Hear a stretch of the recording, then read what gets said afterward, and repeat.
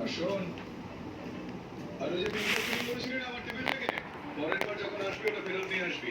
এইটা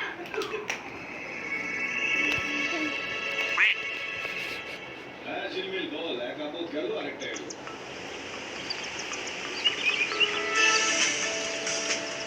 হ্যাঁ, মনে আছে চেষ্টা করতে।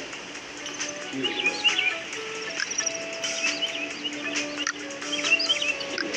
উনিশ আদালতে যা কিছু বলবে অত্যন্ত আজকে আমি আমার পড়ানো হয়েছে এই যে